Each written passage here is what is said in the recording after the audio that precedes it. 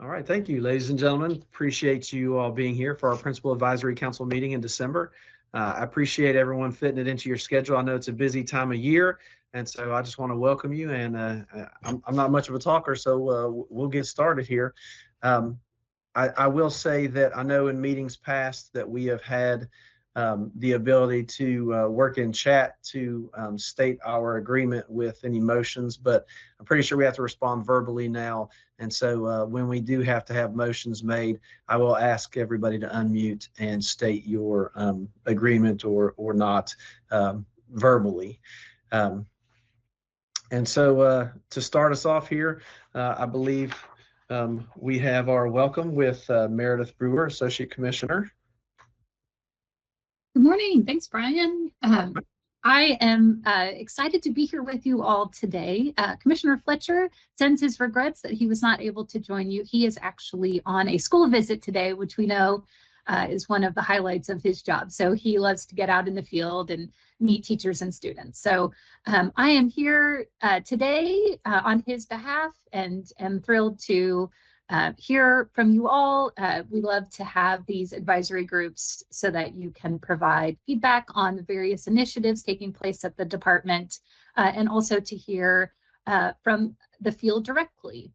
I am new in this role. I started in October and am very excited to be back in the Office of Educator Licensure and Effectiveness. I actually started my tenure at the department in this office as the director of the Division of Educator Recruitment and Development. Took a little leave from the office to go and work directly with our State Board of Education, but am thrilled to be back in the educator workforce space.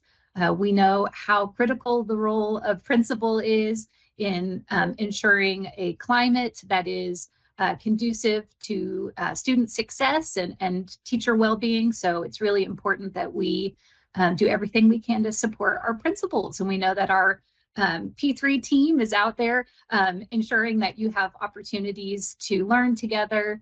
And we know how important it is that you have that community as well.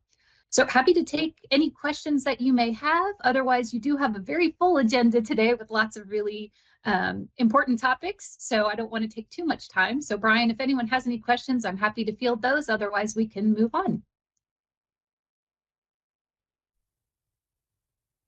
Okay. Thank you, Mrs. Brewer. Appreciate you being here. We'll move on to the roll call of members. And I will just say names and ask that you unmute, say that you're here.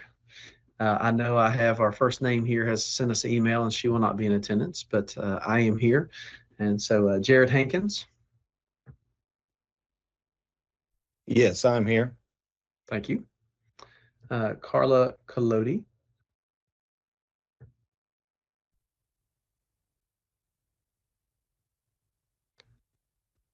All right. Robert Lightning.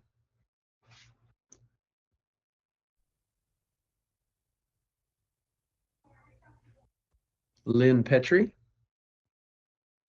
I'm here. Thank you. Peggy Sinclair Morris. Good morning, I'm here. Thank you. Liz Kirk. I'm here. Thank you. Gecko Ross. I'm here, and it's G-Code. G-Code. My apologies. I appreciate it.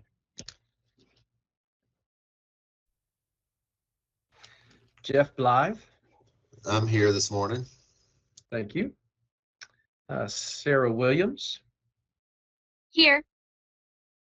Thank you. Tim Klein. Here, sir. Thank you. Amanda Noakes. I'm here. Thank you. Amanda Fields. I'm here. Thank you. Martina Skidmore. I am here. Thank you. Heather Roden. Here. Thank you. And Hubert Schroer. Here. Thank you. And if I mispronounce any names, please correct me because I don't want to spend the next little bit here mispronouncing everybody's names. Sorry. I don't mind to be corrected. I will say that I know we have several members that have just joined us here in December, and we appreciate you guys giving your time and attention to principals everywhere. I know we are representatives for our craft, our jobs, and so I want to thank you guys for taking the time to be here in your busy schedules. Our new member introductions are listed here, so I don't know if we want to do anything special, Miss Noah. Yeah, if you don't mind, let's just allow each person to do a quick intro, maybe tell us what grade level you're principal of, your school district, just like 30-second intro. Be great. Perfect. And if you do not have your camera on, if you could unmute so that we can connect names and faces, that would be fantastic. Perfect. All right, Miss Kirk. Hey, good morning. I am Liz Kirk. I am the principal at Yates Elementary. I'm representing Fayette County. It's my 21st year in education, been an administrator for 11 years. So I'm excited to be on this committee and hopefully provide some input and learn some stuff that we can move forward as a state and benefit all kids.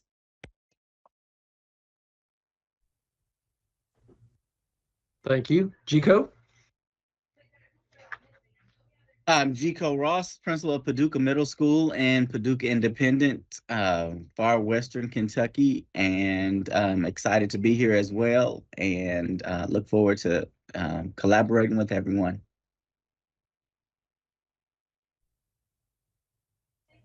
Thank you. Mr. Blythe. Good morning. I'm Jeff Bly. I'm the principal at Monroe County Area Technology Center under Kentucky Tech, and we're housed in Monroe County on the south central border of Kentucky. Prior to my 5 years here at the ATC, I was an elementary principal for 10 years, so sort of run the gamut. Glad to be here. Happy to have you. Miss Williams. I'm Sarah Williams. I am the principal at Maddie B. Lure Elementary in Jefferson County, Kentucky. Thank you. Mr. Klein. Sure. Good morning. My name is Tim Klein. I'm the principal at Pike County Central High School in Pike County. I'm in year 4 as the school principal. I was previously an English teacher. Before that, I was a career enlisted member of the Army. Got to do some really cool things over my time there between Iraq, Afghanistan, being a drill sergeant for 3 years and other cool things. We are a high school with 9th through 12th grades. I'm also on a CASA committee going through NISL, and I really look forward to learning with this group. Thank you. Thank you. Ms. Noakes. Good morning. My name is Amanda Noakes, and I'm a principal at Bullitt Lick Middle School. This is my 2nd year as a middle school principal in Bullitt County, Kentucky, just south of Jefferson County, right down the road, actually. This is my 6th year in administration, my 15th year in education, and prior to that, I was a state social worker for 4 years. So been with the state for a while. Thank you. Ms. Fields. Good morning. My name is Amanda Fields, and I'm in my 24th year in education. I've been a principal for 6 years at Inez Elementary. It's a K-6 building in the very eastern part of Kentucky. I have worked in 2 Kentucky districts and also in 2 states, all within elementary education. I was a National Board Certified teacher before that, and I have completed letters training and pursuing EPIC literacy training or EPIC numeracy right now. Thank you. Thank you. Ms. Skidmore. I am Martina Skidmore. I'm the principal at Powell County Middle School in Powell County. I was an elementary teacher for several years, and then I went to the high school to be a counselor and then assistant principal there, and just recently moved to the principalship at the middle school. I am very big on loving people. I'm very passionate. I want folks to see their worth, and I'm always looking for ways to kind of think outside the box and move us forward as a community. So I'm very excited to be here to see what we can do to push the state forward as well.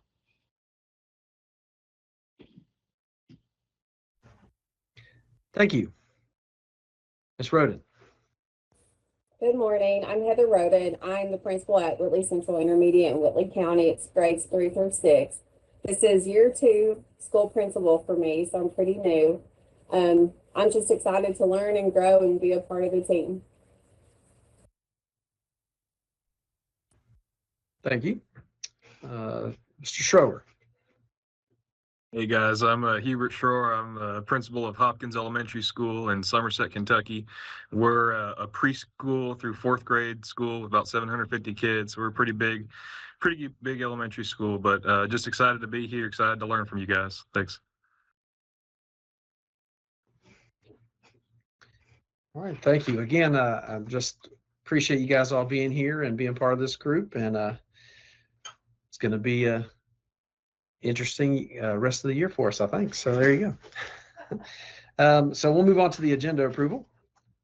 At this point, I believe I need a motion to adopt the agenda. And again, I'll need you to unmute and make a motion so that we can hear you there. This is Peggy Sinsler-Morris. I'll make a motion. All right, we have a motion. Do we have a second? This is Lynn Preacher. I'll second it. All right, thank you, Lynn. All in favor, please say aye. Aye. Aye. Any opposed? All right, motion carries. We'll move on to, and if you need to see the minutes from previous, they're clickable within the presentation here, but we also need to approve the summary minutes from our last meeting. So I will entertain a motion to approve the summary minutes.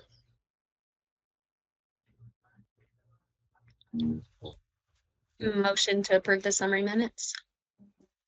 We have a motion. We have a second. Second, Tim Klein. Thank you, Tim. Yeah, if you could say your name as you do that, that would, I think, make it a little easier for us. All in favor?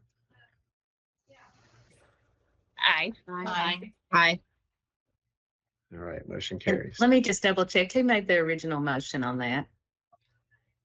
Sorry, it was me, Sarah Williams. Sarah Williams. Great. Thank you. All right, and now we will move on to our Kentucky United We Learn update with Karen Dodd. Good morning, everyone. I apologize for my voice. I've been under the weather this week, so you get this this very sexy voice that I have going on right now. I am here to talk to you all about the work that's going on with the Kentucky United We Learn Council. This council has been together for about 2 years, but I heard so many of you are new, so I'm going to back up a little bit and give you some background as to how we even formed this council. And this goes back almost 3 years. We started with a listening tour under Dr. Glass when he was here as our commissioner. And the listening tour, it was virtual because it was 2020. So I guess it's been 4 years. Oh my gosh. No, it was in 21 that we did the listening tour. So it has been 3 years. I was right. So we did this virtually. And what we were looking for was what's working and what's not working in Kentucky. We had a survey that went out asking folks that same question, but really it was this listening tour that gave us a lot of insight into what Kentuckians were really looking for when it comes to education, what they felt might be broken and what they felt was working well. We had another team that was put together as a result of those listening tours. It was called the Kentucky Coalition for Advancing Education. And that team looked at all of the data. So over these 12 different virtual town halls that we did for this listening tour, we had folks who were scribes, collected all of the data, really almost verbatim what was being said during those virtual town halls. And so we had this other team that then took all of that data, looked at it, and came up with themes. They came up with profiles for what students might look like, looking at some similar, what was coming out to be similar from voices that we heard from students, from parents, from community members, business leaders, educators. And they took these profiles and said, okay, so for these folks who aren't loving what we're doing today, what could that look like in the future? And we tried to change those profiles around to think about what could be.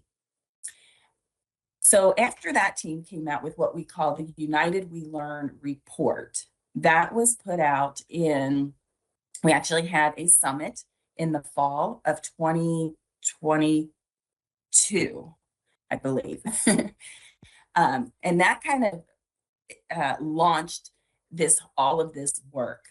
We also we put together a team of people, which is now the United We Learn Council. And so we've taken that report and we spent about a good year looking at that report and thinking about what are the things that this council of people, which at that time when we started was over 70 people. And again, these were educators, students, business people, parents, community members, everyone that we could get our hands on were pretty much invited to be a part of this council. There was both a application process that folks went through. There was some recruitment of people that we really wanted to hear from. And then there was some invitation. We reached out to principals and superintendents and said, who are some of the folks in your communities that have a unique voice that might be willing to be a part of this council? So that's how this council was formed. They looked at all of the data, the report that was put out through the United We Learn report, and over about a year's time came up with a vision. Can you go to the next? Well, let me go ahead and let me talk about this slide for just a second.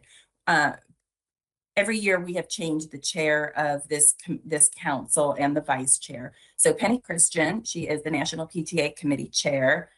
She is also now a board member, school board member in Fayette County. She is our chair. Jim Flynn, he's the executive director of the Kentucky Association of School Superintendents and a former superintendent himself. He's the vice chair. And then I oversee the council on behalf of KDE. Going to the next slide, you'll see the vision statement that was created by the council. It's there in green. To build a prosperous Kentucky, we will launch an accountability system that is meaningful and useful to all our learners. So this is what we've been working on. After a year of trying to figure out what was most important, what do we really need to hone in on, and coming up with this vision statement, we've spent the following year really focused in on what a new assessment and accountability system could look like. So what you're seeing here is the roadmap of when we started to produce prototypes. We have gone through 4 different prototypes. Surveys have gone out. We have met with different advisory groups.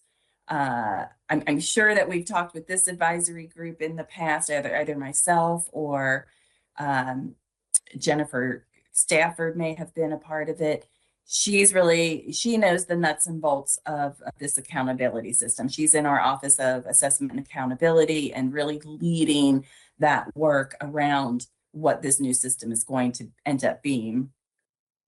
But this roadmap will show you kind of what we've done, and I put a star where we are right now. So we are at a point where we've gone through these prototypes and we have put together a model framework.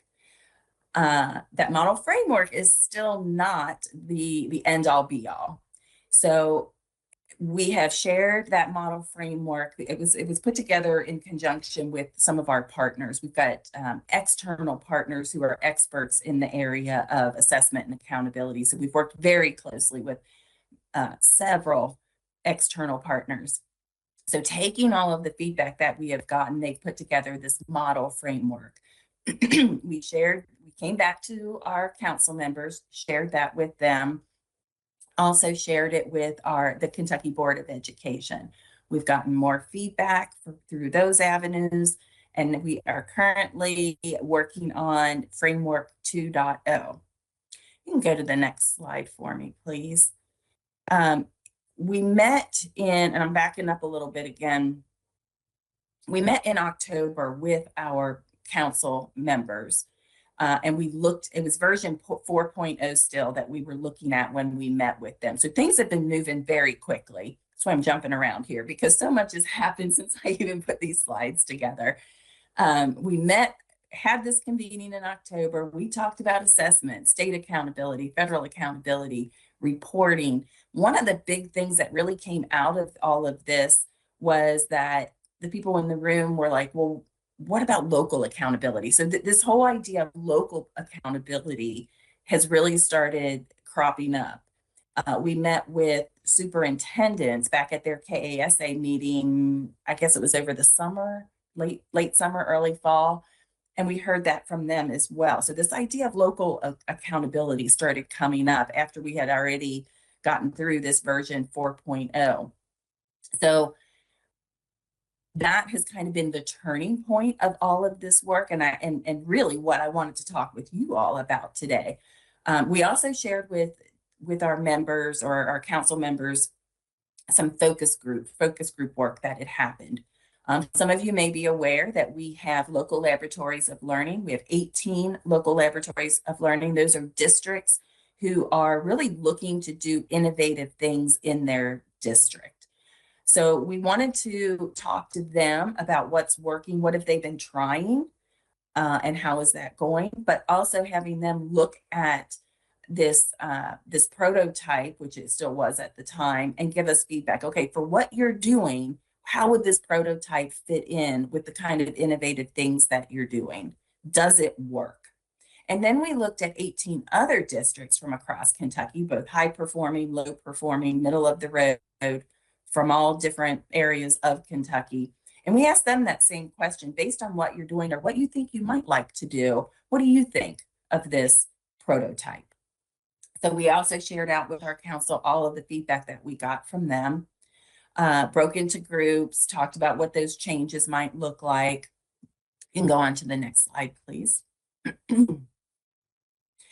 And then the takeaway from all of that was that we were going to come back together after putting together the framework. We would share out with them what we came up with. We did that back in November. We also were going to share it with the board. Like I said, we did that on December 4th. The next step is for us to have more town hall meetings. So of course we have a new commissioner and we have the direction that we've been given and the product that we were asked to put together. So still a framework, still not finalized. And what I come here to ask you today, I have both a discussion question and an ask of you. So the discussion question I want to talk about is, how could school accountability systems be structured to better support your role as a principal, helping you create an environment that fosters student success? So I'm going to open it up. Feel free to come off of mute and offer up some ideas. I would like to share with you, I met with our student advisory earlier this week, and they gave some fabulous feedback, some that surprised me actually. But I think it would be interesting for you all to hear what students are saying. Some of the things I heard were that they want their education to be tied to the real world. They want an opportunity to work with real people. They want to make a difference in the world through what they are learning. They talked about community service. They talked about hands-on education.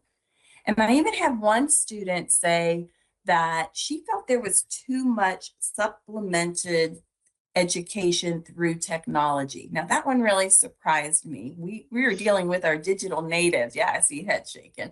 We are dealing with digital natives. You wouldn't expect them to say too much technology. But when you hear the rest of what they're saying, real world experience, it's not all about technology. And that's what they were sharing with us. I also asked them about how would folks outside of the school, outside of their teachers, maybe their parents or their community, know that, or yeah, how would they know that this is the kind of learning that is happening in their school? And so they brought up things like, first of all, they did mention that schools need to do a better job communicating outside of the school itself.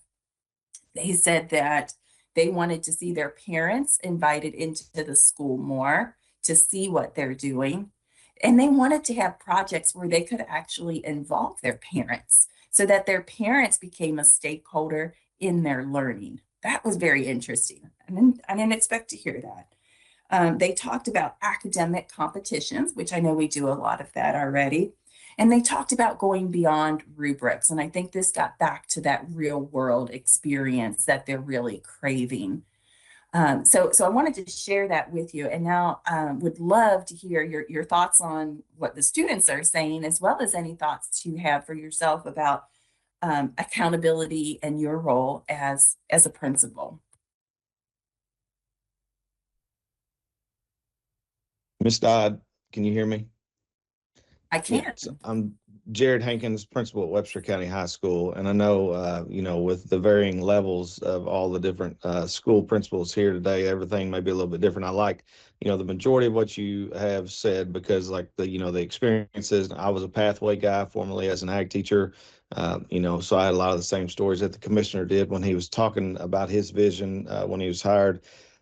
I guess my recent one that I really struggle with, and it's a small problem, so that's why I wanted to open up with it, because I don't know if it even touches anybody else, but the EL population is one challenging issue that we have, in a small rural district in Western Kentucky, where we have, not a huge, but we're similar to Mayfield, and some of those that have some EL and migrant students due to industry and things like that. And I was with our migrant person yesterday for the district meeting and discussing that along with our EL staff, and just how those students' accountability system is working, the different bands of growth that they have to meet to show growth, because there was some misunderstanding or confusion from our folks, and kind of excited about how those students had done on the access test, and highlighting all the students that had shown growth and expecting it to, kind of be a positive result. And then when you add in kind of the double whammy of the negative change score, I mean, it tanked. And then, upon further investigation, you find out about it has to be a certain band of growth, so a student has to go from a 1.1 to a 1.5 in order to move and show that positive growth. And, a kid who's got a 3.4 and moves to a 3.5 meets that next band of growth, but someone who grew, 3% tenths doesn't. And so it's just things like that are really muddy and, hard to understand in someone like me. And, I kind of have to jump on the grenade and be okay to look like an idiot in groups like this when I say, how did we not know that piece when we had people set up, to kind of celebrate that? Because I still want to celebrate those students' growth, and we will. But at the same time, you have people kind of like sped staff, well, anybody in our industry, but, working every day and, kind of putting their heart and soul into that special population of kids and doing, cultural events with them and trying to encourage them to do well. And just, those things, like I said, it's not an uncommon story for us in this business, but that's just a really frustrating one to me. And so I just wanted to kind of see if anybody else had experience with that, or what your input was, or if that's on the radar of the folks in Frankfort. Yes, absolutely. Thank you so much for starting with that. The council, we have folks on there that are very passionate about EL. So it is something, and I can tell you too that one of our town halls is going to be in Spanish. That is going to be in Bowling Green, Kentucky. There is a school. Oh gosh, I'm not gonna remember it off the top of my head. Dishman something in Bowling Green. Dishman McGinnis, thank you so much. That is in Bowling Green. So we are going, the commissioner is going there, and we are going to have one of the town halls there. That one is also going to be virtual, just so that we can reach more of that population. Now, good. It is just Spanish, and we know that there are so many more languages throughout Kentucky now, and it seems like it's growing by the day. So we are certainly aware of this issue. I can't promise that we're going to have an easy button to fix that problem, but it is on the radar. So please know that it is on the radar. One of the other things that you mentioned is growth, and that is another thing that we're looking at as well, moving to that growth model. That came out very early on in all of these discussions, that was something that over 90% of our superintendents really supported, moving to a growth model. So you're going to see more of that as well, I feel pretty sure. Good. But I'd love to hear, and I don't want, my intention is not to tell you what we're doing definitively, because honestly, I don't know. We do still just have this model framework, but I want to give you a little bit of flavor of what might be coming, and the fact that this local accountability piece is still very open and will require input from you as educators. Other thoughts or concerns or comments? I would like to kind of piggyback off of his comments. One thing that has constantly been, I guess, a question for me as it relates to the accountability system is that why aren't there concerted efforts on the formative assessment side for us to use instead of just that summative end of year huge high stakes piece? Is there a way to break that thing down so that we can get a pulse check of our students' achievement throughout the year, so that we can prepare and actually intervene to make a change before the end?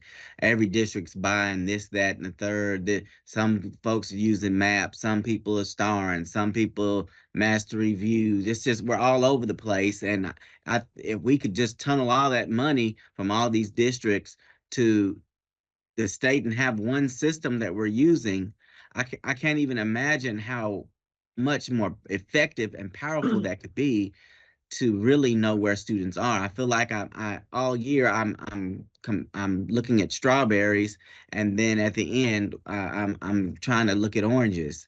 It doesn't make sense. But if it were more aligned to KSA at the end, and truly aligned because we built it, I think we'd be much better positioned versus going to these third party who are just telling us, oh yes, it's aligned. We've used it in Vermont and Maine and everywhere, and yes, and it's and Texas and it's aligned to Kentucky's. Well, that's not the truth. It never worked. It doesn't pan out. And I'm thinking, yes, we're gonna get it. We got it. I'm stars up and all this, and then I get KSA back, and I'm like, okay, when am I gonna get fired? When I'm getting my letter, you know? Thank you. Again, you brought up something that has been on the radar. It is being discussed a lot through course assessments. Is something that that we are looking at. And again, I'm not making any promises of what's going to be, but as we've been listening, what's the reason I'm smiling about this is because, you know, we are really trying to listen, and everything I'm hearing from you so far, it's only been a couple so far, but there are things that have been coming up as themes. So that's good. That's telling me that we're on the right track, that you all are saying the same things that we have been hearing. So know that has been heard. It is on the radar. It is a part of the framework right now. Other thoughts? You got an amen there from Jared. I just want to bring up one thing. I've been in two different districts. One thing that I've always had an issue with being a teacher and being an administrator is the time spent on assessments. The amount of time that we ask kids to sit in front of computers and take these assessments, I think is a little excessive in my opinion. And you are taking just a snapshot, I think, going back to some previous comments of just a time and a moment that I don't think always reflects truly what's going on in a school building. And so I would just ask that, you know, as we continue to look at the accountability system, that we really think about, especially I'm in elementary now as former middle school principal, the time that we ask these kids to sit and assess. And I think everybody on here has felt that we spend all this time sitting kids in front of computers, and if they miss, you got to make up testing. And you know, I just think it's something that should be considered, especially with the age of kids that we are testing. You know, third graders taking reading and math that take up to 4 days. That I just think that's a little excessive. So just food for thought, maybe as you all are talking about the new system and what that's going to look like. Absolutely. Well, and to piggyback on what Liz said, yeah, I was thinking this because I think about this a lot, as others probably do too. And the answer to assessments for kids, trying to find out where they are, you know, like as many as there are, it's more assessments, you know, or more regular checks to find out how we think they're going to do on those others. So that's what I've had some of those conversations with teachers and people that have talked about the amount of time we spend over assessing. And like, yeah, and when we're not assessing well, we continue to add in other pieces to help us assess well, which means more informal assessments for the formal ones. So, you know, and I know the magic bullet to get out of that is to do well on the big one that matters. And so it's just kind of like this perpetual cycle in some of that piece. Pardon me. Oh, go ahead. I think for me, the biggest piece is actionable feedback, which also kind of plays into all the assessments that we give. I mean, when we give KSA, we just get a label for a student, which doesn't really help us dive into their individual needs, you know, for as a teacher.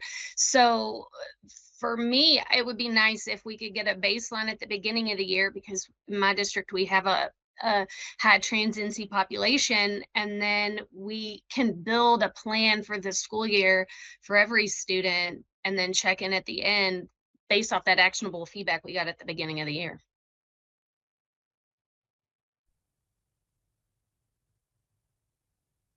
Thank you. And I'll just add one more piece myself here. I've been in the state 9 years as an elementary principal. And in those 9 years, I've had 3 different testing procedures, systems put in place. Some consistency would really be beneficial, I think, for all of the elements that everyone's bringing up. Consistency in what the process is, how it's outlined, you know, what's going to be implemented, and then being able to take and utilize what's given to us. I think is a big part of it. Absolutely. We're hearing that a lot as well.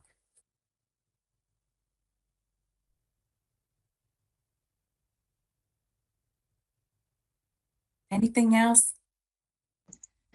I'll jump in and just say and really it's piggybacking on all of the comments, but when you think about, you know, mentioning actionable feedback and then the length of the test and how much we are testing students, something we've talked a lot about is we test in May, but we don't know anything till the end of October. And so, yes, going into that actionable feedback, but if the test was shorter, if we got that feedback over the summer, it allows us to start the year, because I'll be very honest, it felt like we started the year, we felt great, and it just took the wind out of our sails when we got those scores back. And it doesn't mean we're not doing the right thing and the great thing.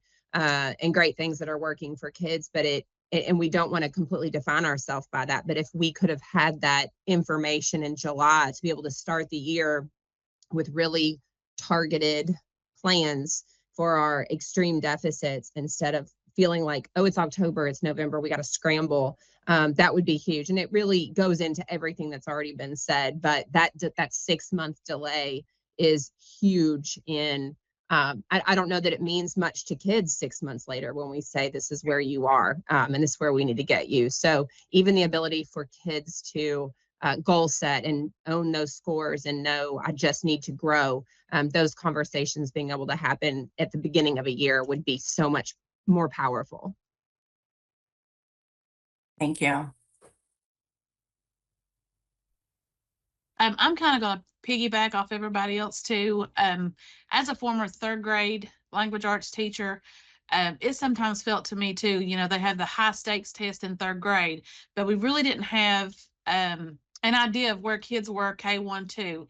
There's still kind of that disconnect, and then they come to third grade and all these standards coming through K through 2, and then third grade you get hit with this big high stakes test.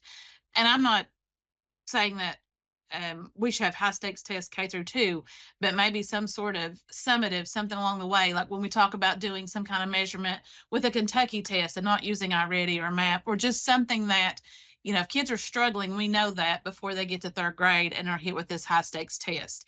We do an end of year exit criteria, but I'm not sure how well it matches up to what they're going to be expected to do in third grade. So something to kind of bridge that gap between K2 to third grade would be great. Thank you for that. I think that's something with, we deal with a lot of student apathy. I don't know if anybody else deals with that or not, but we have a lot of that. And my staff gets very frustrated because I feel like we're really pushing and moving students. We just took our winter MAP assessment and we're seeing individual student growth, but again, we're not seeing that relation whenever we take KSA at the end. So that's very frustrating. Some of my teachers are trying to, try to match that up and see where we're failing because we're seeing the growth, and then they get to KSA and one student said, well, aren't you paid based on how well we do? No. But just that, misunderstanding about the assessment as well. But, there's such a push for the learner profile, and we work so hard toward that. We have built in what we call pirate time here. So every Friday afternoon, we're doing more real life lessons where they're actually being able to show those competencies. But I think, that's the kind of things that we need to be assessing as well. Like we've asked our stakeholders in the community, what do you need our students to look like when they graduate? And they're not saying like be, top math and top readers, but can they collaborate? Can they communicate? Can they think critically? Can they do these things? So we need to be able to somehow assess those. But I'm a big advocate for something that is more measuring growth throughout the year. Again, like everybody's saying, we get these test results and we can really do nothing with them because we're dealing with a whole different set of students that are going to be assessed next. So that's just kind of my 2 cents. Thank you, Martina. That was very helpful because that's really, what you mentioned about talking with your community. That's really what we're looking for. How do we collaborate with community, with families, and get them the information that tells them their child is growing, right? And in the end, this is all about student growth. How do we know that we're teaching them things that are going to make them successful in the future? And that's really that's the feedback that we're trying to get. Like, what is important? And that could look different. That's what local accountability means, is that it could look different in your district versus your neighbor's district. So what would be important to you or your students, or how would you take those characteristics and measure them? And that's kind of the crux of what we're trying to get to and trying to figure out, and really want to open it up to each local district to think about that. So on the next slide, I don't want to take up too much of your time since I know you all have such a huge agenda. I have a link here that you all can click on if you think of anything else that you would want, and really thinking about what would a piece of accountability be that you think would be useful, just like the kids did. They were very clear about what they want to be held accountable to. What do you think that could be? I've also included the full link here. And my ask is if you would go and talk to either another principal, share this link with them, and either type in what they say or just share it with them and have them go in and type it up themselves. It's just the same question that I asked you. That's the only thing in this link. So one question, but the more that we can get, the more accurate I'm hoping this new system can be for all of us. Really appreciate all of your time today. Thank you so much for being so engaging. Thank you. We appreciate it. All right, we'll move on to Principal Ed Camp with Keith. Is it Gresser? Keith Greiser. Thank you, Brian. Greiser, sorry. Yes. Yeah, thanks for having me today. My name is Keith Greiser. I'm part of the P3 team. I work with Stacy and Emily here to help support principals. And one of the big things we do each year, this is the 9th year that we will host Principal Ed Camp. And Principal Ed Camp is a virtual conference basically for principals, assistant principals, and we allow aspiring principals to attend as well. Last year, Ed Camp fell on a snow day. And so we had about 350 people who registered that morning and attended that day once they realized they didn't have school. So we were like at 550 people that attended Ed Camp last year. So I'm praying for another snow day on January 15th this year so that everyone can attend and not have to worry about missing what's going on in their building. But we are having it on January 15th, and there are 508 people registered already for Ed Camp. And so we're in a good spot right now. I would love for you to attend. I would love for you as members of PrAC to consider hosting a breakout session. Right now I have I have quite a few folks who have submitted a breakout session proposal, but many of them are like KDE folks this is a combined effort, a collaborative effort with the 8 cooperatives around the state. And so several of the cooperative folks are offering a session. I really want this to be an event where principals can hear from other sitting principals. And so I need more people who are going to do breakout sessions that are sitting principals. And you all are the logical people for me to ask to take that responsibility. Ed Camp is set up where you can come all day and spend the entire day. We have a keynote. I've got Lou Young is locked into one of our keynote slots. I always try to have a local person, and Lou Young is she works at University of Kentucky. Many of you know her through work at UK Next Gen, and she's the chairperson of the State Board of Education. Lots of roles that Lou has played, and so she'll be one of our local keynote speaker. And then I have a 12 o'clock call with Joe Sanfilippo, who I'm working on to be our out of town keynote speaker for this Ed Camp. Last year we had Jimmy Casas, we had Todd Whitaker the year before. So we always try to get a big name for the other keynote. And this year, hopefully that will be Joe Sanfilippo. And so please consider joining us for Ed Camp. Please consider hosting a breakout session. Those breakout sessions this year are 35 minutes long is what we've got planned right now. So you would give some sort of presentation. And then we added the time because people wanted to have additional time for the participants to be able to have conversation with the person who has led the session. And so we added a little bit of time for those breakout sessions to include conversations so that everyone can talk about what great things are happening in their school and ask questions of others who they want to learn from. There is a link on this slide to view the Ed Camp grid from last year. We use a grid as the program. So it tells what breakout sessions are happening when, and we recorded every session except 1 or 2 last year didn't work. So all of those recordings are linked to that Ed Camp grid if you want to take a look at that to see how the day flows and to look at what a session might have included. You're welcome to hop on there and check out that grid. We would love to have you. Thanks for considering. I will be reaching out to each of you individually to ask you this same favor because you're on PrAC. You're supposed to be the leaders in the state, and Stacy said that I could have your emails and ask you this. So expect that email, and I would love you to consider participating in the day. Any questions? I'd be glad to field. If not, thanks for the time, Brian. I appreciate it. Thank you for being here. Appreciate it. All right, we will move on to assessment and accountability updates with Helen Jones. Good morning. Get my camera on. Okay. I'm Helen Jones, and I'm an Education Academic Program Manager in the Office of Assessments and Accountability. I'm in the Division of Assessments and Accountability Support. Today, I'm going to share some accountability and assessment updates, which will include an upcoming refresher for the science test. We've heard a lot of conversation about the results of the science test, specifically at high school, but we want to talk about what's going on with that and some plans that the department is working on towards for that. And then next steps to comply with House Bill 6 and where we are with the school report card.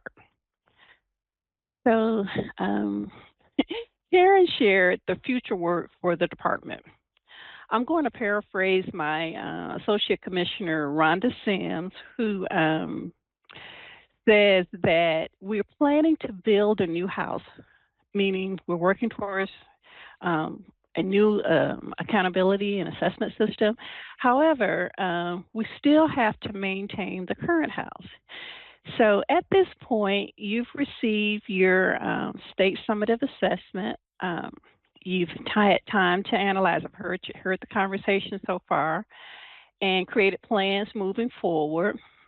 So my guiding question for you is, with the release of the 2024 data, what were the highlights and challenges of communicating results to stakeholders? So I want you to keep that in mind as we move forward, and we'll come back to this because I really do want to get some additional feedback for you. So I want to put some things in context for you. So the Kentucky Summative Assessments is mandated by state law to be a criterion referenced assessment. Unlike norm reference tests, which compare students performing to a norm group, KSA is criterion reference, meaning it measures how students perform against a set criteria. And that criteria in this case is the Kentucky Academic Standards. This applies to all of our content area assessment administered by the state. The standards and test developments are stated as mandated in law. Kentucky teachers are deeply involved in every aspect of the standards and assessment process. They help develop, revise, and review the standards, ensuring that the test blueprint aligns to the content standards. Teachers also review test items for content as well as ensuring the items are free of bias. Kentucky educators participate in the performance standard setting. Now, this is the process in which participants using a scale determine when a student moves from one performance level to the next. You can go to the next slide, please.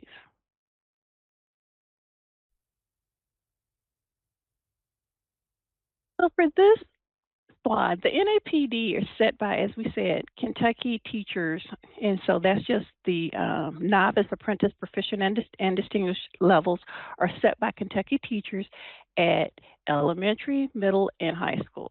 The performance are set by standard setting. It's the process for using that scale to make that determination. It's when the students move forward. And what we have on this particular slide, you'll see a example of the scale score at 7th grade. There are no predetermined limits for how many students are scored at any performance level. And it's a criterion reference test. Percentiles are not used to establish performance levels for KSA. Percentiles are provided as a supplemental information for the schools.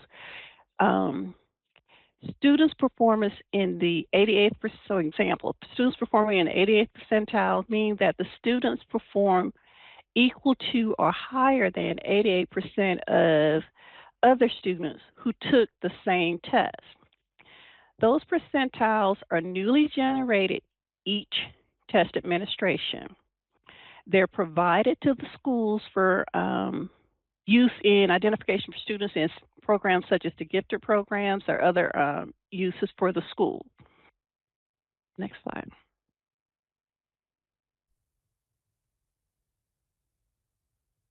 So I want to talk about, I mentioned the science. Now that we've had the context for KSA, we at the department have heard a lot of conversation about the science and the results and how students are performing on the science test. So science, over the last cycle, we've had a lot of conversation regarding that.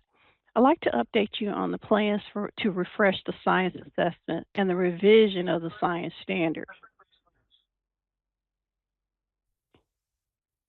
State law requires all content standards go through a revision every 6 years. The Kentucky Academic Standards for Science were approved by the Kentucky Board of Education on December 6, 2022, and incorporated into law July 2023. So once the new standards were adopted, the process began to develop test items to refresh the assessment. The items developed to refresh the science assessments have gone through the content and bias process. The development process is complete, and students will experience them in the spring of 2025. Go to the next. So some of the goals of the refresh science assessment is to refresh science assessment aims to provide entry points for students while maintaining alignment with the Kentucky Academic Standards and assessment blueprint. The new items will reduce the reading load and offer broader content coverage. You can move to the next. So what will students see or experience in the spring? The refreshed science assessment will continue to include multiple choice, multiple select, technology enhanced items, constructed response, and also the new item types will also be incorporated, like standalone, short answer. Additionally, there will be clusters with fewer items and shorter stimuli.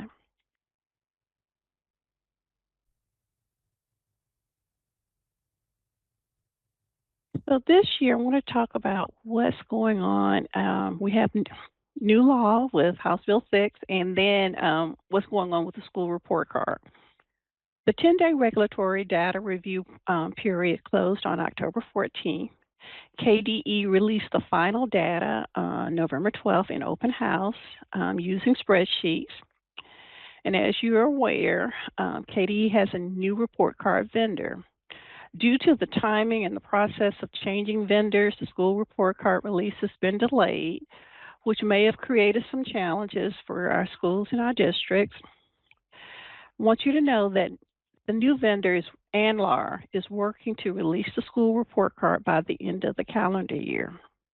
However, this year, schools and districts were required to comply with new legislation included in House Bill 6, which is the budget bill. And in that, there is language which mandates schools and districts display the latest proficiency percentages in reading and mathematics, as well as school rankings on their landing page website. Schools and districts timeline requirements for posting by November 26th. To facilitate that and to assist schools, KDE created a website which houses the data needed for the schools to make sure that they're in compliance with those requirements. So currently, the schools and districts are linking, and go back one, sorry, are currently still linking to that website. I just want to remind you that when the school report card suite is publicly available, schools and districts must update their website links, just the links, because it's going to be the same data. We're just going to transfer all of that data over to the school report card.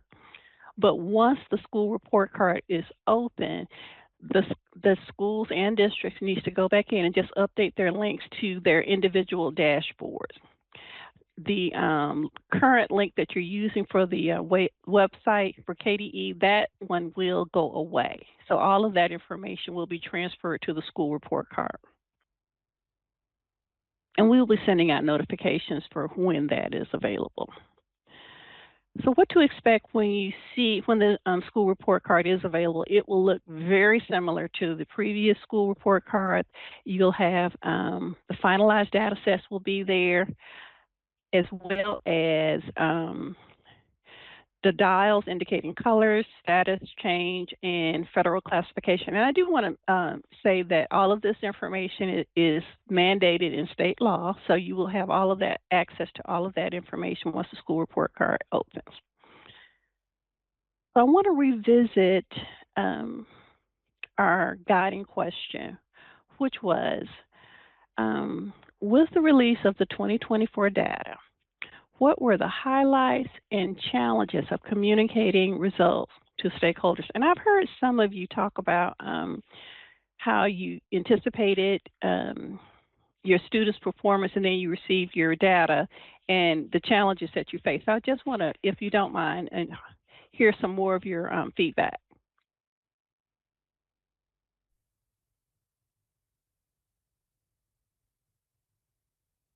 I was glad to hear you right out of the gate say that you're going to talk about science, because I had that pulled up a while ago when we were discussing the challenges and stuff. And so your explanation helps a lot on that, because I was so curious about, the level of proficiency or lack thereof, across the state. Because when I first saw our school results, there was the glaring concern that we were like 5% proficient distinguished. But then the color-coded papers that was a resource passed along to me by another district, which was really nice to look at. But then I realized that the state was only 6%, proficient distinguished. So while it didn't make a lot of sense, it did make me feel a little bit better, even though that's not where we wanted to be. So I'm glad to hear the process for that and kind of the why. It looks like that was kind of in the works to be changed with this upcoming one anyway. So I that do was want one to challenge. add. Well, thank you for that comment. I do want to add, there is my associate commissioner presented to the board on December 5th, the Kentucky Board of Education, and there is a more detailed link that goes into some of the whys and some of the concerns, and you'll get a more in-depth listen on what the plans are for that. So you might, if you have some time, it's December 5th, and Rhonda Sims is the person that was presenting for the board. So if you're interested, really take a look at that. Okay, thank you. You're welcome. Anyone else?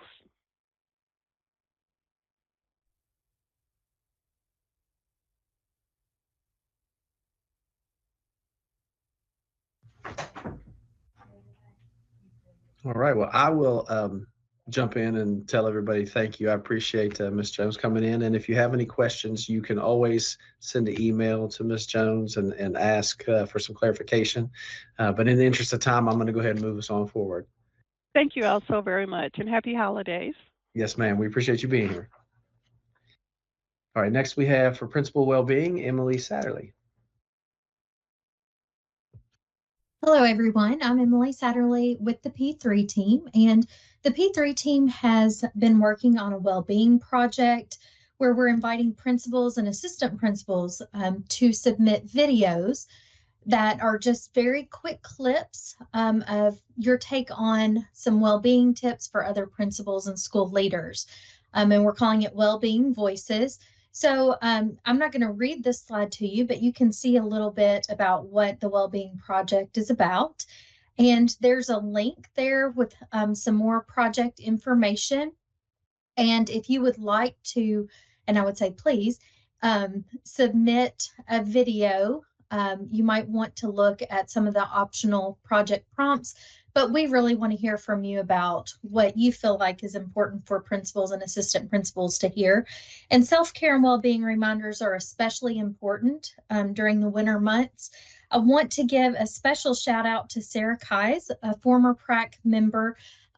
She mentioned that it would be great if all of the members would submit a video. And she did a great video for us that was highlighted a month or two ago. So I would really love to have a video for every month for the rest of the school year moving forward. So if you all would take a few minutes to submit a quick video for other principals and assistant principals, we would greatly appreciate that.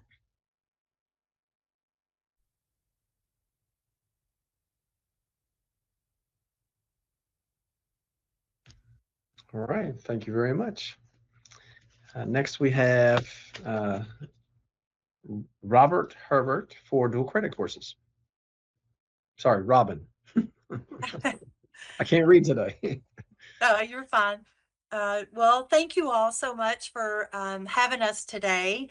Thank you, Dr. Brewer, and it's great to see friends from KDE, Karen, and the whole PrAC team, and Sarah Williams. It's good to see you again too. Feel like I'm among friends today. Trinity Walsh, my partner at the Council on Post-Secondary Education, is here with me today, and we wanted to talk a little bit about dual credit in Kentucky. And we really look forward to hearing your feedback as we seek to make dual credit a little more accessible to students across our state. And to kind of set the stage for our conversation today, I'd like to just give a little bit of background. Emily, you can go on to the next slide about the vocabulary around dual credit, just in case you're not familiar with it. A dual credit course is a course in which students are allowed to earn high school credit and college credit simultaneously. And this is a wonderful what we call early post-secondary opportunity so that students can kind of get a taste for college while they're still in high school. And there are tons of benefits for this, and we'll talk more about those today as we go through the presentation. But in some states, it's called dual enrollment. You may have heard it referred to as dual enrollment. And so if you have any questions about any of that vocabulary or kind of how that works, we'll be happy to stop and address those. We're really not here to talk about the nuts and bolts of how it works today, but we're happy to take any questions.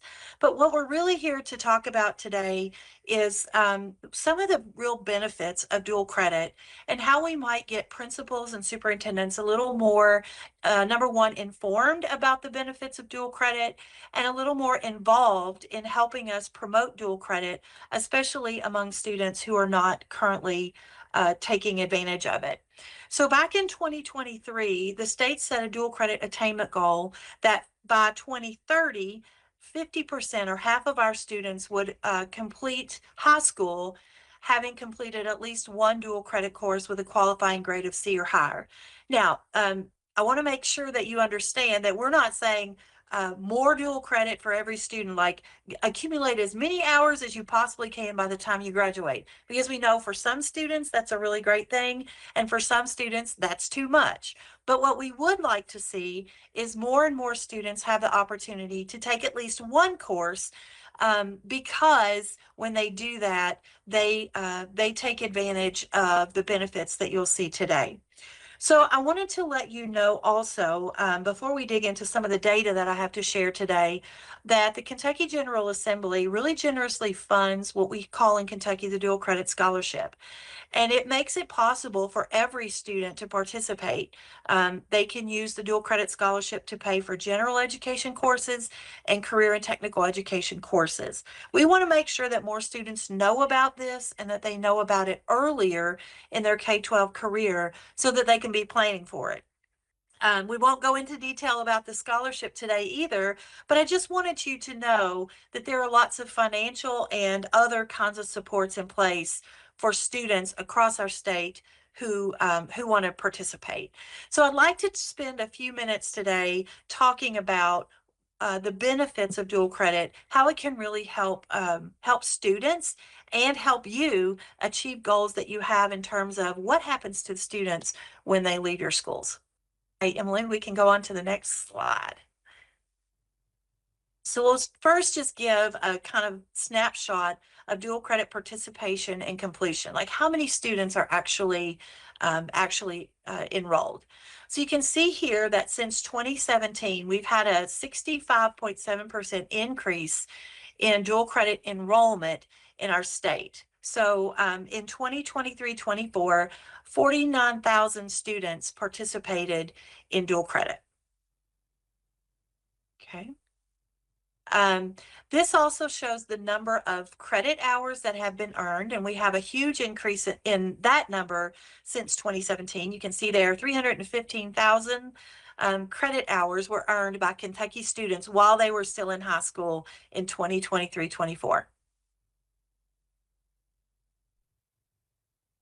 And then this shows the progress that we've made toward our dual credit attainment goal.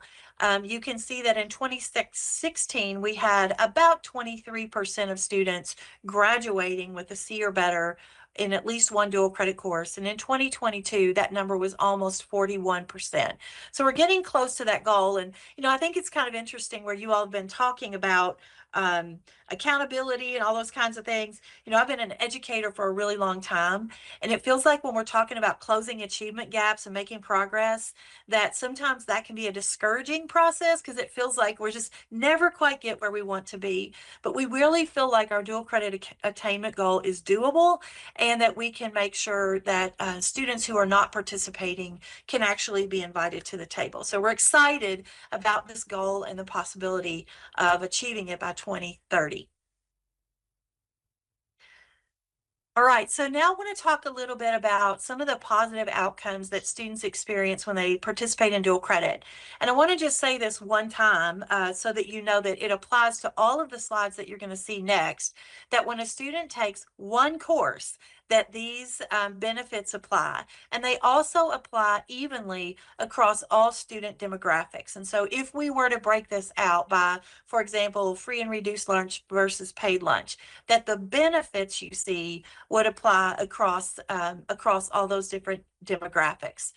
And so the first slide here talks about college going rates, that we know that students who take at least one dual credit course attend college at 76% compared to their peers who do not attempt a dual credit course at 36%.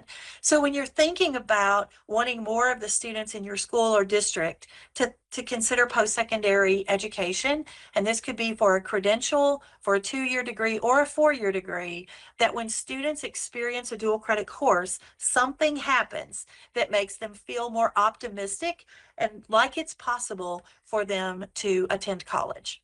Okay. You also see here that for students who take at least one dual credit course, their first year GPA in college is almost a half a point higher than their counterparts who do not participate in dual credit.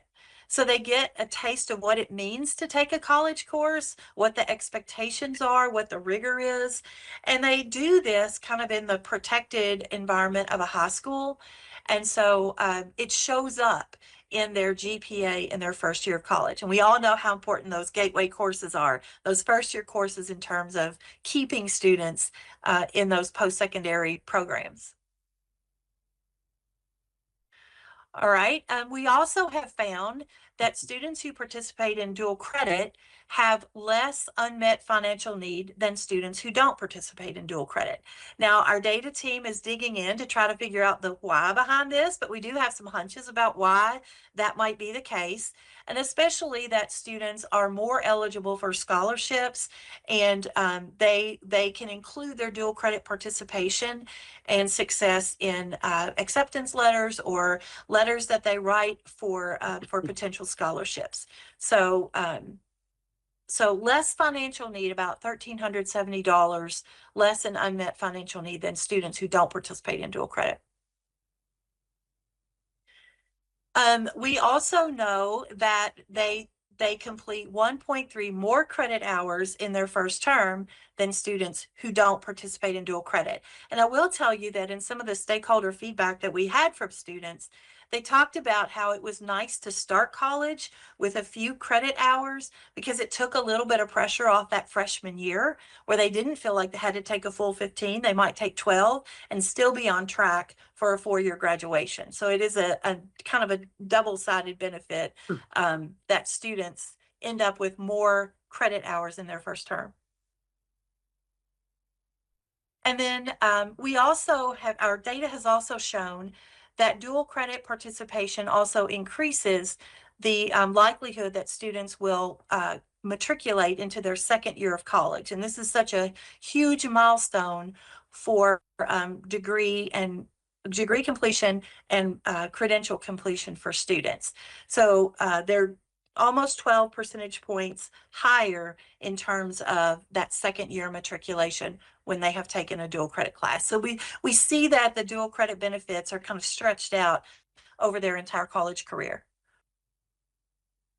And you can see that in this last slide because we've compared dual credit participants to non-participants in an entire cohort, a college cohort beginning in 2011, that these students were 21.5 percentage points higher in terms of their completion rates in college versus non-participants. And this is for any credential. So it might be some type of certificate, a 2-year degree, or a 4-year degree. That's all kind of bundled together. But dual credit students persist at higher rates than students who don't participate in dual credit.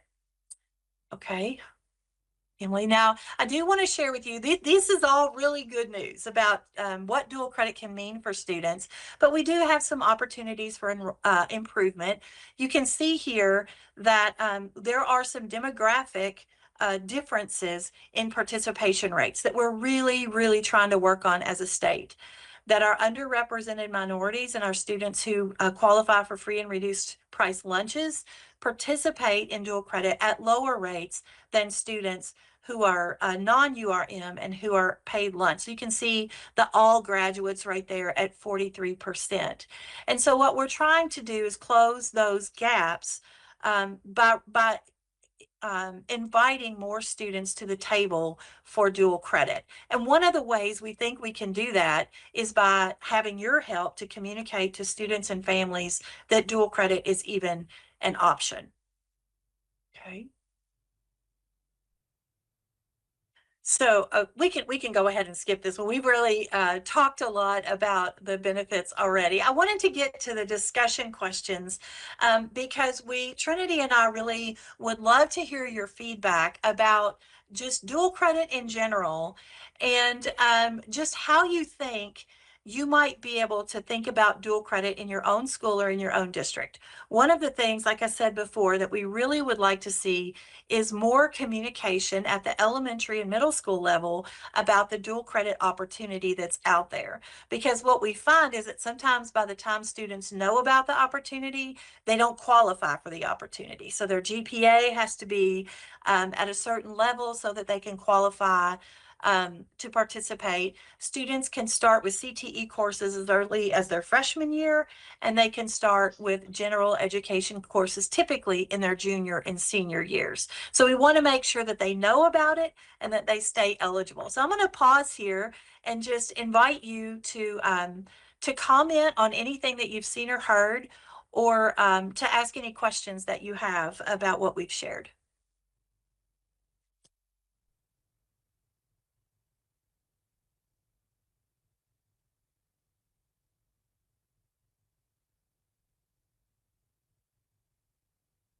I'll comment and say, I know that dual credit is a huge piece for us at the high school level, and you know how kind of we do things. I've got a great CCR counselor that works, you know, kind of streamlines. We have a local community college, and we're odd, you know, because we're rural, but we're actually right between two, Madisonville and Henderson. And so I think we largely work with Madisonville, but we have had some do Henderson in the past.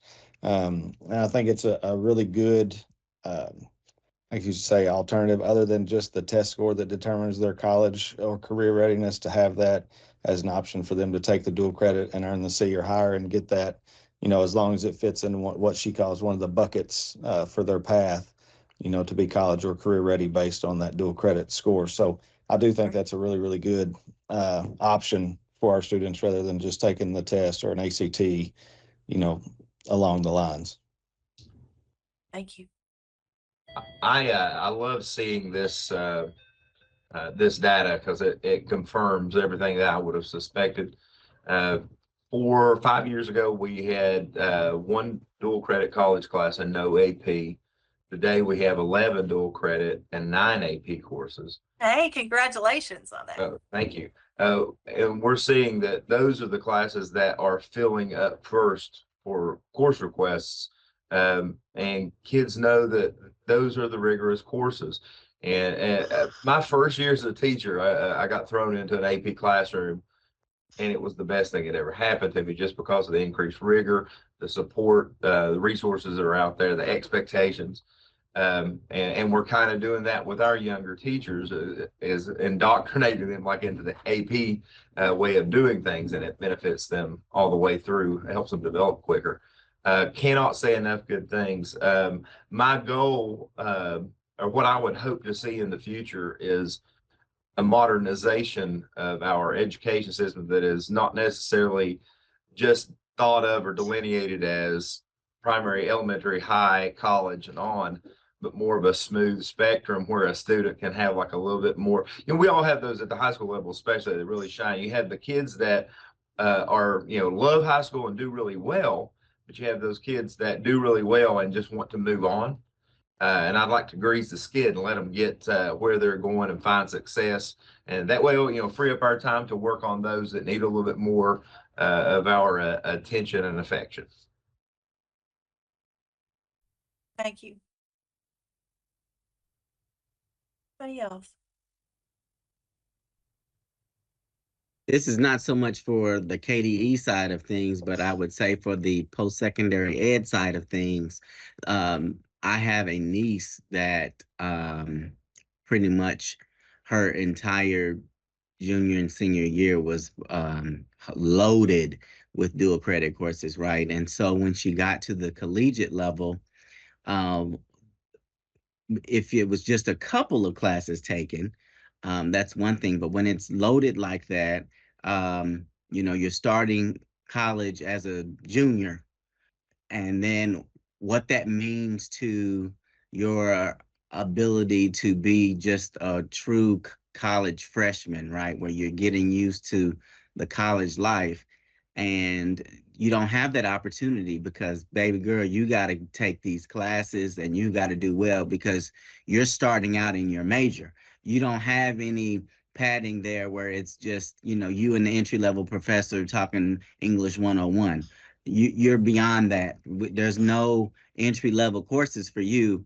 And it proved to be quite difficult. And, even the camaraderie of friends, you don't have classes with your same group. You're up there with upperclassmen. So though the benefits, I mean, she that is going to be done here, and then that was that. I'm like, man, you got done really fast. So now what? I almost say, don't they have underwater basket weaving classes, something you can throw in there to add to your get a minor in crochet or something. Have, slow down, live, enjoy this experience, because adulting it's gonna come. And man, if I could go back to college, I would. And I feel like that experience for her was just kind of rushed. But that's a personal piece. It has nothing to do with my experience as principal, but I did notice that I don't know, and I don't know have a solution for it either. I don't know what you do, how you slow that down for them, but it's a blessing and a curse in that way. Yeah. Yeah. Jico, thank you like so to much for those comments. That's a lot of the work that we do is about better advising for students, because like we said, some students, one course is really all they need to kind of get that sense of, okay, I can do this. I'm college material, whereas some students are ready to go ahead and accumulate a lot of credit hours because they want to finish early. They want to get into the workforce faster. So, it can save them time, it can save them money, and it can help them build that confidence. But I do think that the advising and all the supports that are built in are super, super important. For the sake of time, I'm going to turn things over now to Trinity. She's going to share with you what's going on statewide with dual credit and some of the resources that we have available. And I hope that you'll reach out to us if you'd like to continue this conversation. Thanks, Robin. So I just put in the chat a bunch of resources. So I put in our email addresses if you need to reach out to us, and a couple other things that I'm going to go through really quickly with you. We are very much interested in hearing the voices of folks across Kentucky in this work. Robin and I don't want to live in these silos and just make decisions about these processes. So one of the things that we started a little over a year ago was a community of practice for dual credit. And currently within our community of practice, we have about 63 people who are involved in it. Those are college dual credit people, college advisors, high school dual credit folks, and school counselors, and a few CTE folks from across the state. We are very happy to have more folks involved with our community of practice. So if you are interested in becoming a part of that group, we meet 4 times a year, so quarterly. Half of our meetings are online, half of them are in person, so 2 and 2. And we do a lot of great work in trying to look at where we are in the state with dual credit. What does that look like? What are some of the barriers and challenges that we have? And are there things that we can be doing to remove those barriers and challenges, and celebrating the good work that's being done and figuring out ways to better collaborate. So if you're interested in being involved in the community of practice, feel free to email me and let me know, and you'll just be added to the list, and you'll start getting those emails about those events and when we're meeting and what those topics will look like. The other thing that Robin and I work a lot on is we have a dual credit advisory council. That is folks with CPE, KIA, 2-year and 4-year institutions, and KDE. So we look at the policies and programs and what is working from a policy and structural level, and try to figure out what are the things that might need to be suggested legislatively, what are the things that we need to look at from institution to institution to make sure that the processes are being done the way they need to do. One of the things that was released most recently that was part of our work was the new dual credit oh my goodness, I just stopped thinking. Our new dual credit policy that just came out about a year ago as well. And so what that looks like, and it really was something that needed to be overhauled because the original one was many years old from when dual credit started in Kentucky. So I'm looking at the new way that we do things, the more recent way that we do things with work ready and dual credit scholarships, and what that looks like. So we released a new dual credit policy. We also have monthly webinars that we are doing pretty much every month. And these really revolve around EPSO, so early post-secondary opportunities, so not just dual credit. So this past month, our webinar was on healthcare workforce and how we can start thinking more creatively on helping students who are currently in high school think about their future post-secondary opportunities in healthcare. CPE has been granted some money, and they're with the legislature, and they're working on being able to give that money to institutions who are then able to give a lot of this money in scholarships for students attending those institutions, and other programs like a summer bridge program. So we're doing a lot of work at CPE with the healthcare industry. So, but we wanted to highlight how you can get started with that a little bit earlier. The month before that, we talked about AP, and we highlighted Henry Clay High School in Fayette County and what they were doing for their AP programs. And then we've also had dual credit webinars. So if you're interested in getting information about our webinar series, please feel free to sign up for those emails and sign up to be a part of our webinars about once a month. So we would look forward to that. We're also working on, and we talked a little bit about this with some of the things that Robin was saying and some of those comments about educating folks. And so currently Robin and I are working on some webinars for students and their families on dual credit and what that looks like. So we're hoping to get those released here in a few months.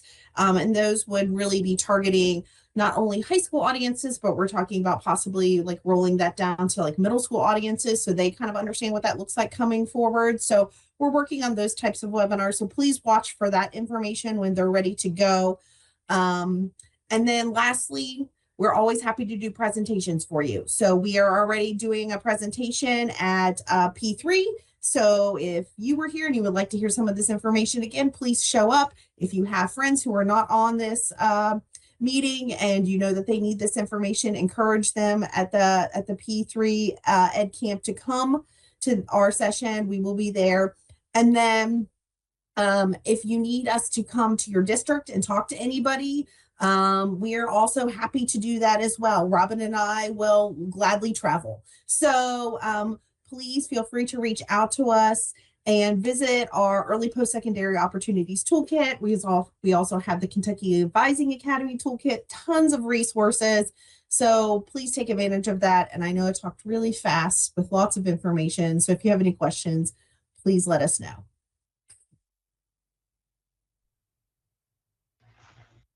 All right, thank you both for your presentation.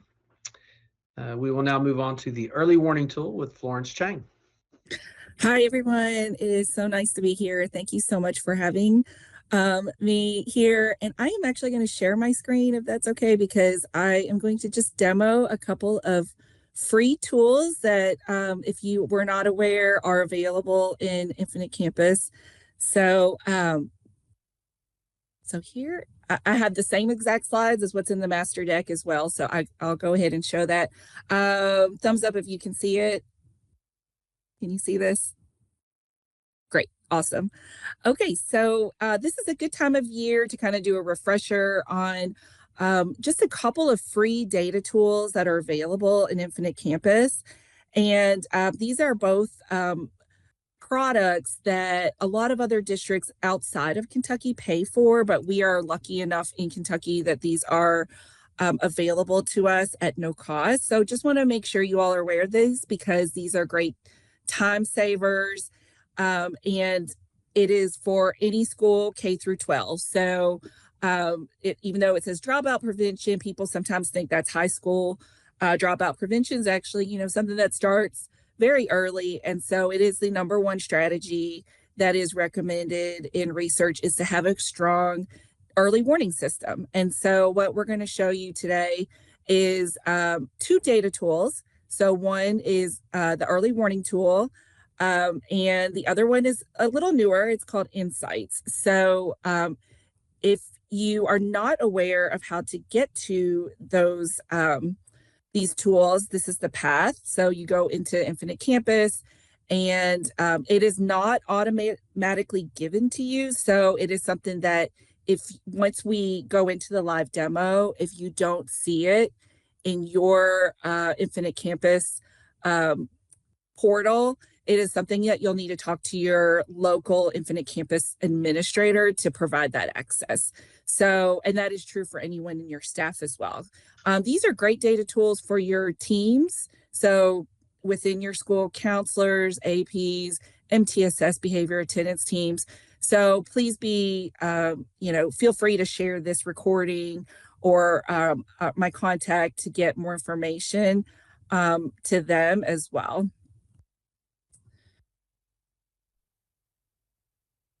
So just to distinguish what are the 2 different tools, this is just a quick reference tool slide to show you that the early warning tool is focused on students. So when you hear early warning, this is a overview of your individual students at your school, and kind of a well-being early warning list of at-risk kids. And so what it does is it is using all the different data points in Infinite Campus. So we're talking thousands and thousands of data points that are there, and using artificial intelligence to pull something together called a grad score, and thinking about like ACT.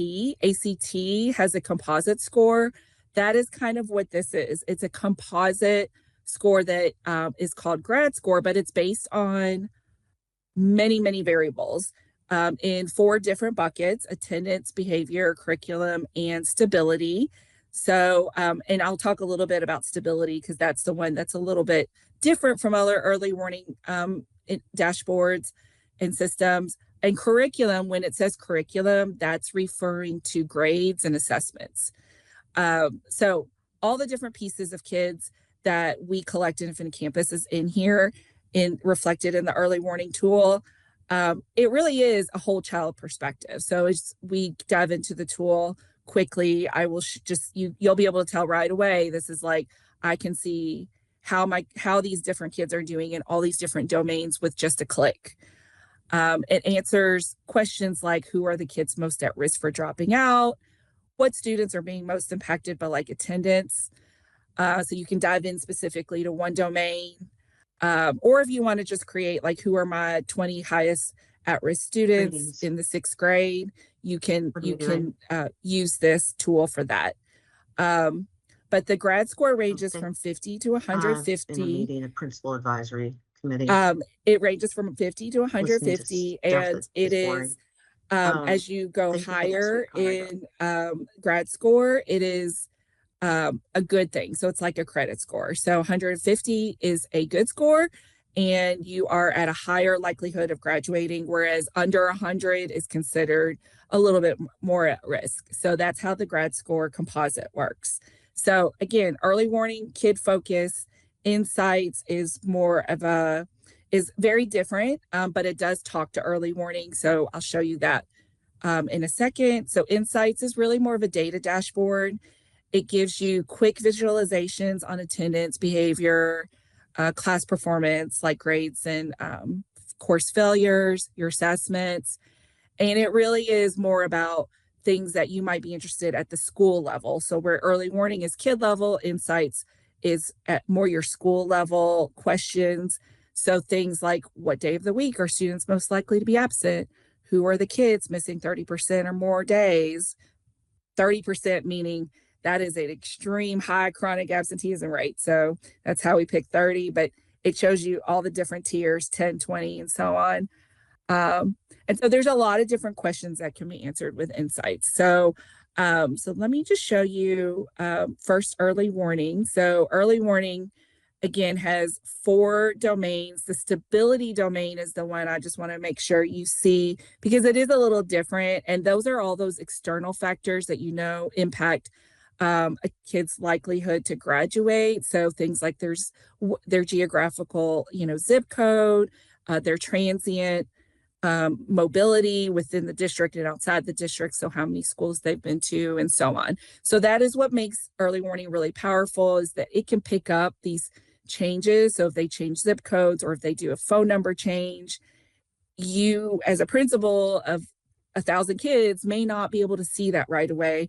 The system sees that and it builds it into their grad score to let you know, hey, this kid is at a higher risk because they just moved into maybe a neighborhood that has less resources or has shown to have students who drop out at a high rate in that particular zip code. So it can pick up those kind of dynamics. Okay, so I'm going to exit out of the PowerPoint just to show you a flavor of what these tools look like if you haven't seen them before. I am in a training site, so just so you know, this is all anonymized data. But if you look at Infinite Campus and when you log in, I'm in the old view right now, where you see these tools would be in the old view, it's under student information. So if I close that, it's under student information, open it under general, counseling, and early warning. So there's a few clicks to get to early warning, and then insights would just be a standalone item here on their left navigation menu. So that's in the old view, but you all might know like Infinite Campus is moving towards the new view. So eventually this will go away.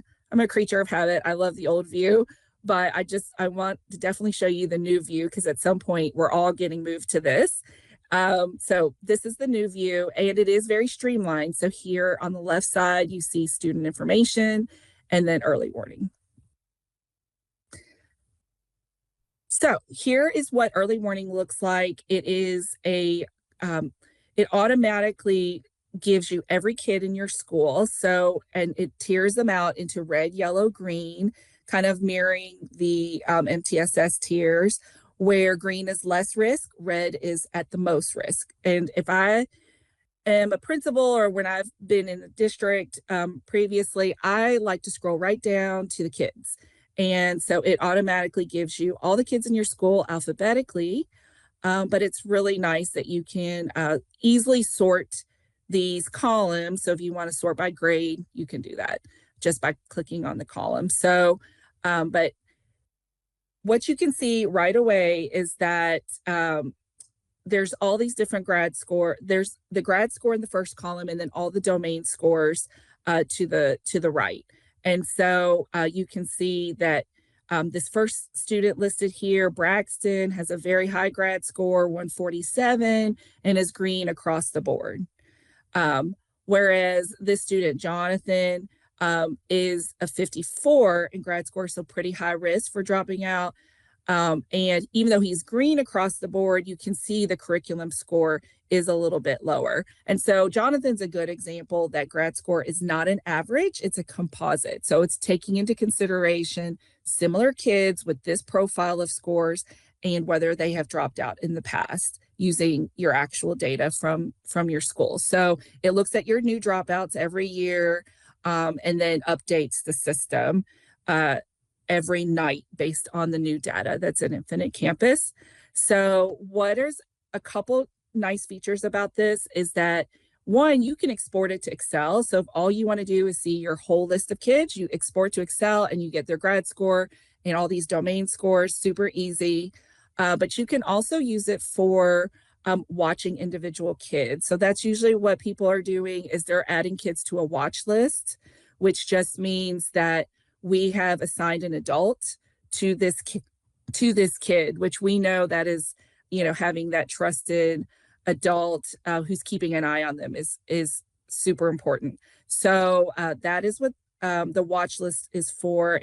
And you can sometimes see other kids are being watched. So for example, I can see that Morgan, I'm not watching Morgan, but somebody else at the school is watching Morgan. So again, can be used for your counselors and many different individuals at your school that are doing individual groups and may want to coordinate who is watching who. So this is a great tool just to keep at your fingertips and let people know.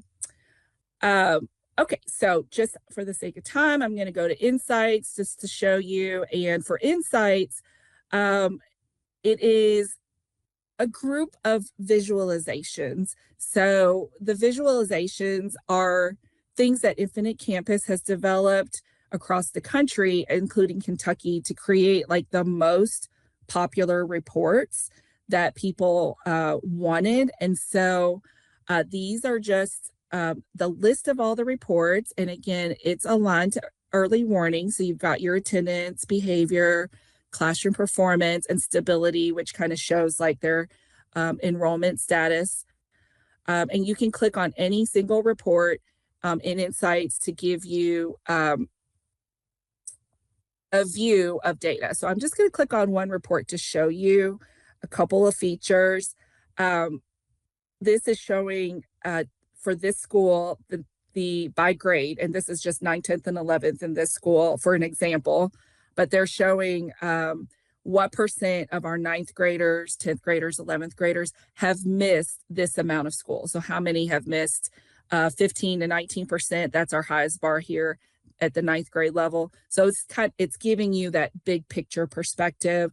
Across the top, you can change this to like a grid view.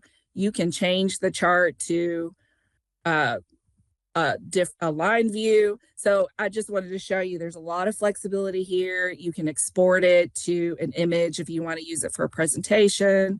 What I really like about it that kind of differs from some of our other tools that are available is that you can click on any bar and it gives you the name of the kids. So if you click on, let's say your 11th grade counselor wants to see the kids at the highest level for absenteeism, you double click it and it gives you that name, those names of the kids, which is really, really nice.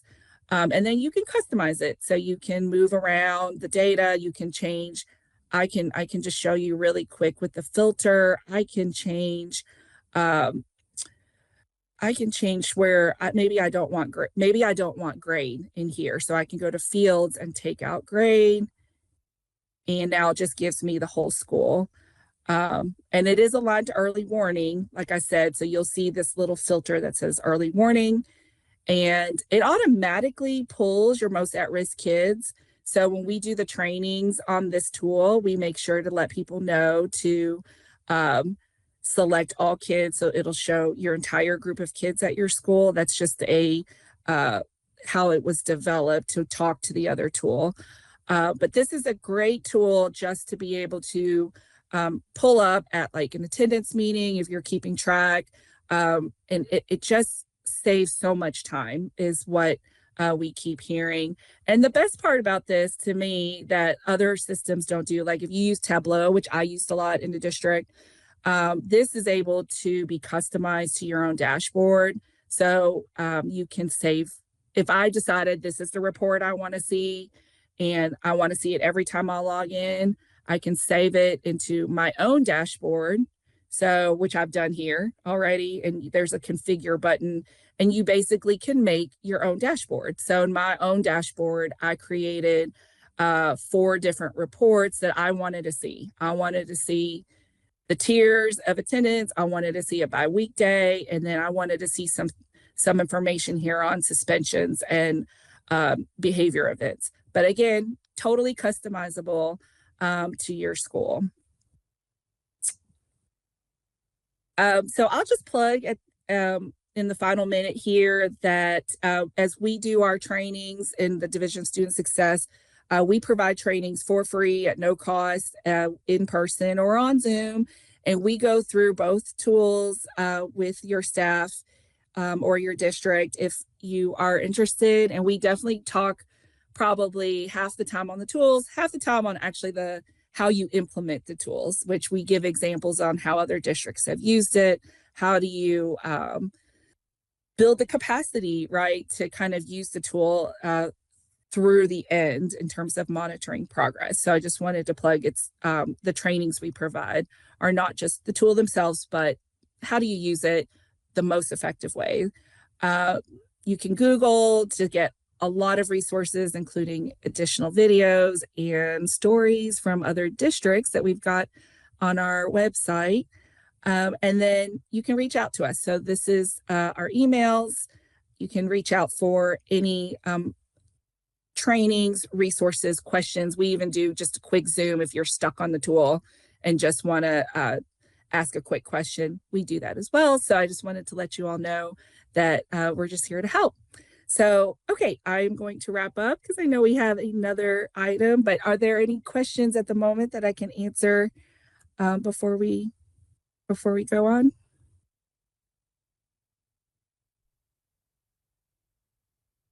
All right, thank you. Thanks for having me.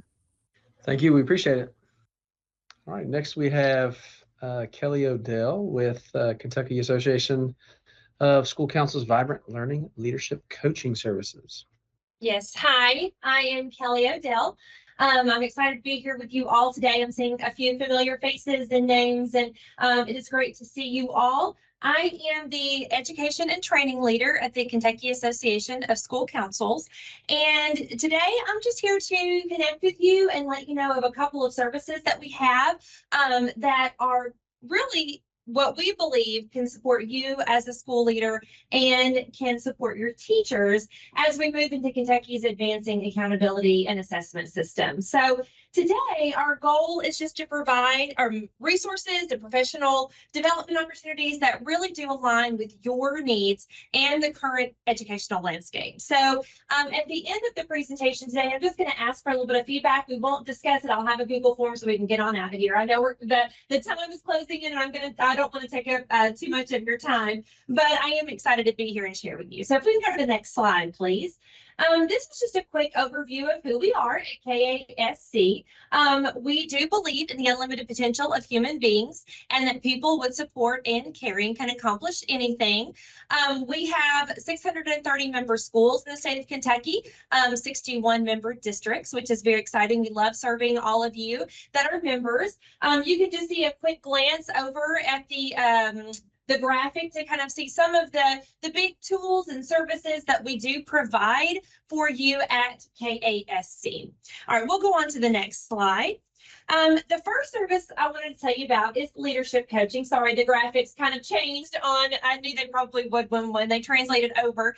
But in this area, you know, being a principal is arguably the hardest role, right, that we can have in education, really anywhere.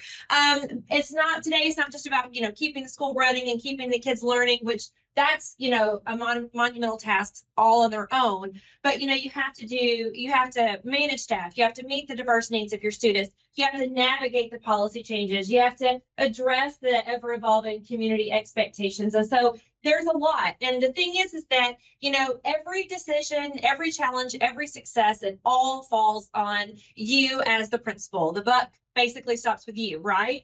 And so, you know, the weight of these responsibilities can be very overwhelming, and it can make you feel as though you're constantly juggling. You don't feel like you're doing a good job, or you're doing all the things that you need to do. And we do understand that pressure. And so we are here to support you, Kentucky school leaders, so you can rise to the occasion without hesitation.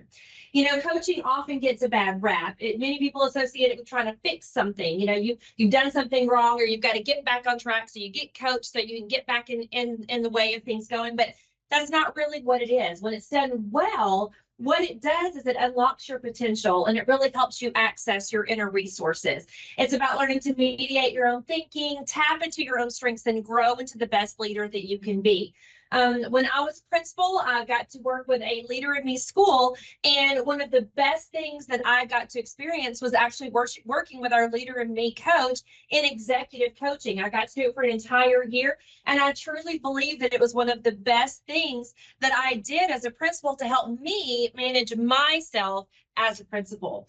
And so our mission is just to help you thrive in your role, to make sure you have the tools and resources and support you need to lead your school with purpose and confidence. So if you'll go to the next slide, please.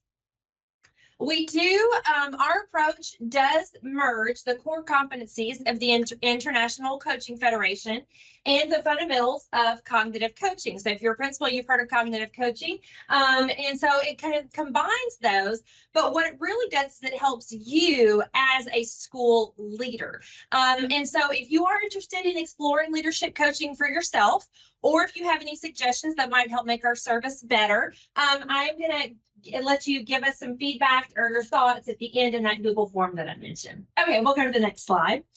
So I really am here to talk to you about vibrant learning today. I'm very excited about this. This is our approach to how we can help you with this new accountability and assessment system that we're moving into. You know, it's reaching this pivotal point and kind of moving us in a direction that's meaningful and useful. And, you know, we can get kind of frustrated and exhausted with some new initiatives that come into play. But what we want to do at KASC is we have designed this vibrant learning approach that we believe will support your teachers. And we're so excited about that. So what I'm going to ask is, as I'm walking you through our approach today, be thinking about the current vibrant learning initiatives that you have going on in your school, because your feedback is really going to help us in the end meet all the diverse needs of schools across Kentucky. All right, we can go to the next slide. So our goal, we have a dynamic 3-hour professional learning session that helps teachers amplify their current practice within the context of existing initiatives. So they're going to gain a deeper understanding of how vibrant learning can enrich student thinking, spark meaningful engagement, and foster ownership, all while building on what they already do. All right, if we can go to the next slide, please. So you've already heard from the Kentucky United We Learn Council. Last week at the Kentucky Board of Education, in their report to the Kentucky Board of Education, the council presented their findings of their latest survey. So they had 647 respondents from business owners, community members, school and district leaders, parents, KDE staff, but most of them, 281, were educators or paraprofessionals. And so in this survey, they had a lot of yes or no questions, just kind of getting everyone's opinion on, the different aspects of this new accountability system that we're moving into. But they did leave some open-ended questions on there so that these respondents could voice their comments and concerns that they have. And so what happened was these 6 themes kind of emerged from these open-ended responses. And as we were looking at this report, we realized that KASC's approach to vibrant learning actually does meet the need of 4 of those themes that emerged in that research. So the first one is professional development. Teachers are wanting to make sure that they are prepared for this new system that we're moving into. And that is what our session does. It is a 3-hour session that supports teachers in vibrant learning in the classrooms. If you'll hit next, please. Yeah, so next is rubric and examples. Teachers are wanting to see what are the expectations. And so we have put together some practice of modeling and examples of what vibrant learning looks like in the classroom. And we also have built some model rubrics based around our approach. So it's not necessarily from KDE, but it is based on our approach that might kind of help us move into this next era. Next was curriculum support. And our session just helps teachers understand vibrant learning is a part of what you're already doing. It's just enhancing the learning that's already happening in your classroom. And then finally, helping get that stakeholder buy-in. This year, in the 24-25 school year, we have already been training SBDM council members. So what we do is we begin with helping teachers access some personal learning experiences they had to connect to vibrant learning. And then we bring in the Kentucky United We Learn Council's definition of vibrant learning and really analyze and synthesize that. But if you'll go to the next slide, this is what really makes our approach unique. We call it TMO. It stands for thinking, meaning, and ownership. And what we do is we provide an understanding of vibrant learning that they can internalize and use in any setting. So thinking involves students applying what they know. Oh, you can go back one if you don't mind. Sorry. It involves students applying what they know to other content areas and real life situations. They evaluate, critique, draw, and support conclusions, as well as solving problems by analyzing issues and creating solutions. For meaning, we connect to students' interests and background experiences. The learning is authentic to real life, and it actually has value to students. Students are directly engaged because the learning actively involves them and empowers them to make meaning. In vibrant learning, students take ownership. They have a say in the classroom environment. This is voice and choice. We've heard this before, right? Students have a say in the environment and shaping the lessons. They get to make decisions about what materials they're using to learn, how they demonstrate their learning. And my personal favorite is the leadership that it brings to the classroom. It's so exciting because it just brings this natural element of students leading their own learning and impacting the learning of their peers and even the adults that they are working with.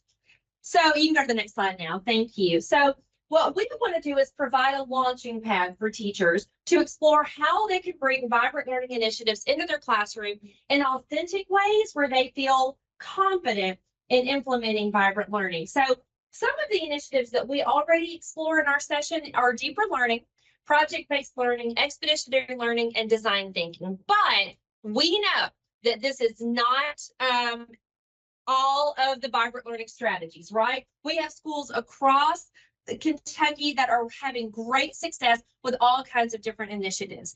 And so what we want to do is we would like to hear your input on some of the things that are going on in your schools, which will help us support the unique needs across the state.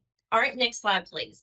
So as we prepare to visit your district or school, our goal is to ensure that what we teach complements and enhances the work you are already doing. We want to help streamline your current initiatives so you can continue focusing on what matters most in your district. So vibrant learning isn't something separate from what you're already implementing.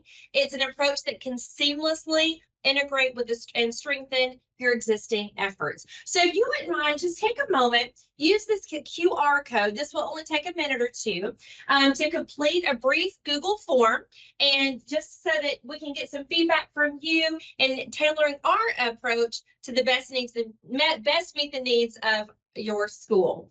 We do believe in Kentucky's public education system and the United We Learn initiative, and we're so excited to partner with you all in bringing vibrant learning to every classroom in Kentucky. So finally, I just want to say thank you for those of you that are KASC members. If you'll go to the next slide, this is our contact information. If you're already a member, you know that we're here for you all the time. Answer any questions you need. Give us a call. We are here to help. If you're not a member and you are interested in some of the products and resources that we have, we would love to bring you on board. So please give us a call, or you can send an email and just let us know if there's anything that we can do for you. Thank you so much. It's 12:01. I tried. Sorry, we got kicked off for a minute. That's all right. Thank you so much for the speed update there. We appreciate it. I will go ahead and say thank you all for being here. I do need a motion for adjournment.